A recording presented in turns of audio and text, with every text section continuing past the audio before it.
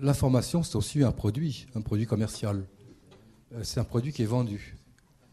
Il est vendu soit directement à quelqu'un qui achète un journal, il peut être vendu également par la publicité qu'il rapporte alentour. Il est vendu en audiovisuel par l'audimat, puisque l'audimat fera monter les tarifs de publicité. Il est vendu aux gens qui payent un abonnement à des chaînes câblées, etc. Donc c'est un produit. C'est un produit, ce n'est pas un pur service public sans aucun aspect commercial. Certes. Autrement dit, moi je veux bien qu'on cherche toutes les raisons possibles, par exemple au fait divers. Pourquoi est-ce qu'on fait du fait divers ? Je crois qu'il y a une réponse qui s'impose. On vend du fait divers parce qu'il se vend. Comment est-ce que vous en sortez ? Avec votre conseil de la presse, etc., à partir du moment où nous avons affaire à un produit commercial. C'est parce que notre ami a prononcé le mot de conseil de presse, justement. C'est bien joli les conseils de presse, mais il y a l'économie, etc. Je pense l'inverse.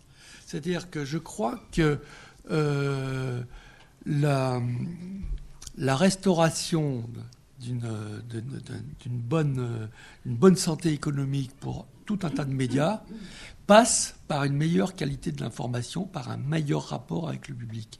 Je pense que cette situation, et notamment pour la presse écrite, est extrêmement préjudiciable à la santé économique des médias. Non. Et d'autre part, en ce qui concerne la profession de journaliste, je crois qu'actuellement, c'est une profession qui était extrêmement en danger. Elle est mise en danger parce qu'elle n'est pas très bonne, comme on l'a dit déjà depuis tout à l'heure, qu'il y a des nouveaux... Il y a une concurrence par Internet et par des gens qui arrivent sur ce secteur sans être des journalistes patentés, etc., sans être des médias officiels, et qui vont bousculer tout ça et qui mettent des grands coups de pied dans la fourmilière, et donc la profession est menacée. Or, Internet, qu'est-ce qui peut différencier un professionnel d'un non-professionnel ? Uniquement le sérieux, la rigueur, la crédibilité. Si les médias et les journalistes n'ont pas le sérieux, la rigueur, la crédibilité, ils perdront sur tous les tableaux. Économiquement, ils continueront à s'enfoncer, comme la PQR.